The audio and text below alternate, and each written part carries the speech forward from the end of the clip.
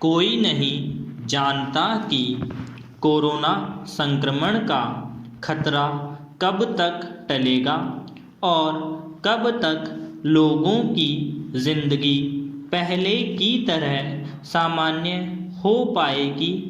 हाँ, इतना ज़रूर पता है कि पहले लॉकडाउन और अब अनलॉक के दौरान में भी पढ़ाई से दूर होते जा रहे बच्चों के लिए वैकल्पिक इंतजाम प्रभावी तरीके से नहीं किए गए तो बच्चे अवसाद के शिकार होंगे ही।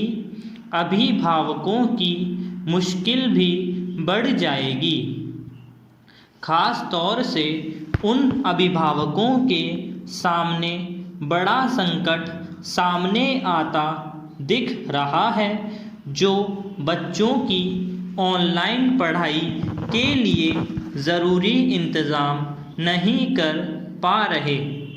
नहीं दिल्ली के प्रतिष्ठित कॉलेज में दाखिला लेकर कुछ बनने का सपना संजोने वाली तेलंगाना की ऐश्वर्या को खुदकुशी भी इसी मजबूरी में करनी पड़ी, क्योंकि ऑनलाइन पढ़ाई के खर्च को वह परिवार पर बोझ मानने लगी थी।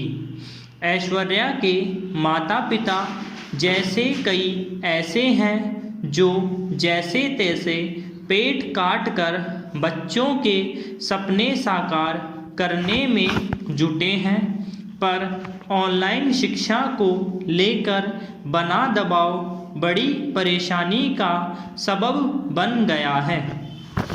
ऑनलाइन कक्षाओं के लिए स्मार्टफोन, कंप्यूटर, इंटरनेट व प्रिंटर आदि की ज़रूरत होती है। सरकारें भले ही ऑनलाइन कक्षाओं के ज़रिए बच्चों की पढ़ाई जारी रखने के इंतज़ाम करने का दावा करें, लेकिन हकीकत अलग है।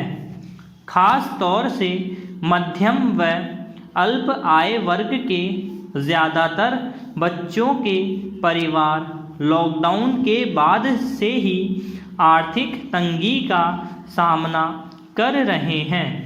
कहीं नौकरियां छिन गई है तो कहीं वेतन में कटौती हुई है।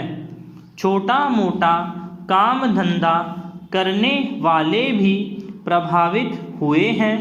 ये परिवार ऑनलाइन शिक्षा के लिए आवश्यक उपकरण कैसे जुटा सकते हैं? ऐसे परिवारों के बच्चों को तो एक तरह से ऑनलाइन कक्षाओं के नाम पर शिक्षा प्राप्त करने के हक से ही वंचित किया जा रहा है। सीधे तौर पर किसी भी स्तर पर इस बात का आकलन नहीं हुआ है कि शिक्षण संस्थाएं ऑनलाइन शिक्षा दे भी रही है तो इस सिस्टम की पहुंच सब तक समान रूप से है या नहीं। पैरा यह बात भी सही है कि फ़िलहाल ऑनलाइन शिक्षा के अलावा कोई दूसरा विकल्प नज़र नहीं आ रहा। इसके लिए सबसे पहले इंटरनेट और स्मार्टफोन की उपलब्धता सुनिश्चित करनी होगी। इसके लिए सरकारों को खुद आगे आना होगा। जहां ज़रूरी हो वहां अपनी ओर से बच्चों को ये सुविधाएं देनी चाहिए। खास तौर से ग्रामीण क्षेत्रों में ऑनलाइन शिक्षा का नेटवर्क तैयार किए बिना इस दिशा में आगे बढ़ना आसान नहीं। टीवी व रेडियो जैसे आसान माध्यम को भी ऑनलाइन कक्षाओं का बेहतर जरिया बनाया जा सकता है। सरकार को इस दिशा में पहल करनी होगी। यह सुनिश्चित करना होगा कि हर बच्चे को शिक्षा उपलब्ध हो।